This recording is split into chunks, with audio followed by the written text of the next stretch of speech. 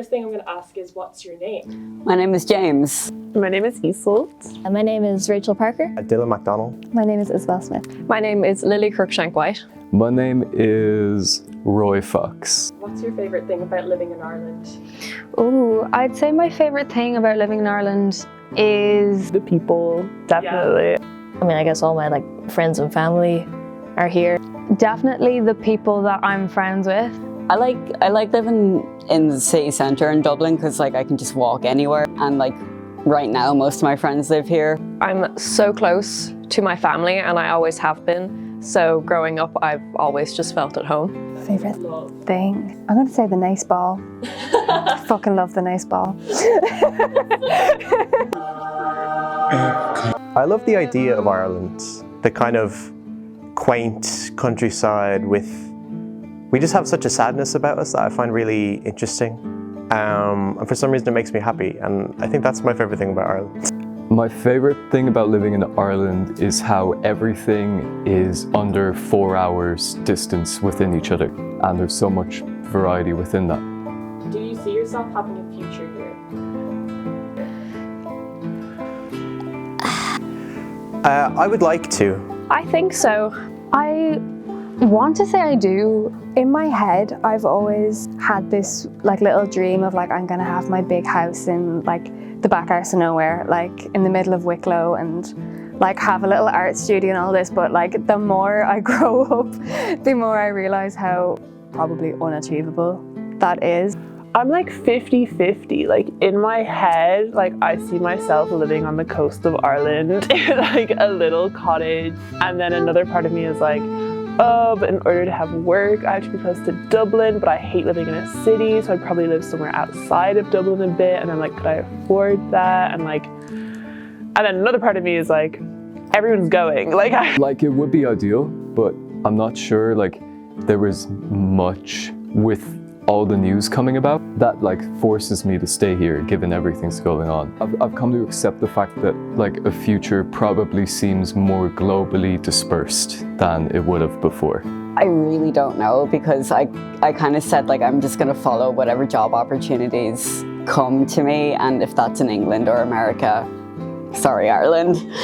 I'm so used to being here. I think maybe when I grow up a little bit more, I'll definitely want to explore a bit more, but I think my heart will always remain here. It becomes a bit blurry when I try to envision living here, more so just because of the climate of today and how things are progressing. It's increasingly difficult to be able to live by yourself. I probably will need to head out at some point, maybe not forever. I love what we stand for. I love our morals. I love our music. I love everything about this country, and I don't want to leave, but sometimes I feel like I might have to. Do you feel like Ireland has a habit of squeezing its own people out?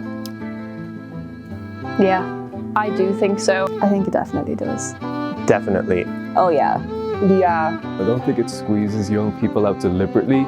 I have a feeling that Ireland capitulates itself to the whims of American tech industries. The powers that be are really good at short-term thinking, or the foundation now in the present is going to create that future. It's not something that can be taken away right now. I really think that these people are kind of deluded into thinking they are creating opportunity, or they're so caught up in this giant promise of 10 and 15 years. They can't see right now. Well, definitely because of all the issues with housing and not providing the correct resources. You go anywhere and it's oh, I have a student card, can I get a student discount? And they're sure, that's 50 cents off. I'm great, thank you. I have family have moved to Canada, I have family in New Zealand. Anyone younger I know is either oh my god, I need to get to Dublin, or they're oh my god, I need to get out of here, out of the country entirely. And then it's the rest of the country is just forgotten. I mean, we've been doing this for 200 years. We've just been migrating over and over, and I feel the government just hasn't learned that we would love to stay here. Everything is just so unaffordable. Even from my own family's perspective, there's 3 of the young kind of generation of the family that are left here. Everyone else is abroad. Everyone kind of expects you nearly to go that trajectory. Obviously I'd love to stay here, but sometimes it just feels like it's the natural push. Like there are no public spaces for young people at all. So even if it wasn't about job opportunities or anything, there's nowhere for us to go. Yeah, like healthcare, I'm just like really privileged. I have like health insurance. They were literally like, oh, you have health insurance, right? Like I keep getting asked that question, like, yeah, they're like, okay, good. Otherwise, this would cost $1,000, or otherwise, this would happen in a year. I'm very fortunate to live at home, but I see so often people just like struggling. You should have equal opportunity with like people to find a job. Being Irish feels a lot like a performance these days. I think it's something that people consciously augment because they know it's like desirable to an outside audience. Or I don't think even being Irish itself would be pushed that hard if it wasn't marketable. I mean, it is a shame, right? Because like we are sort of like handing over so much autonomy to multinationals that really just see us as like a little plot or like a node on a graph or a map. When you actually get down into the field, you look in the soil and there is so much that you are missing out on. They just keep squeezing us until we pop, and then they blame us for it.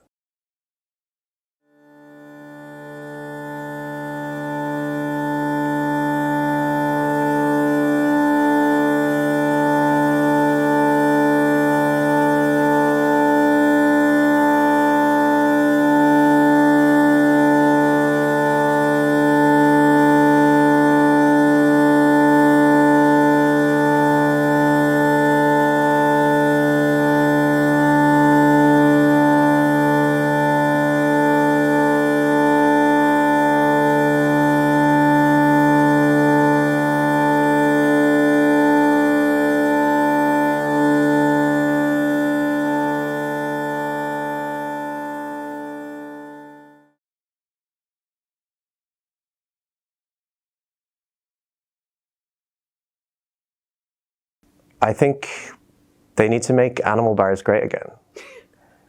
Yes! What I've been That's saying. what the government needs to fix. We need animal bars. We need fucking like cheap chocolate.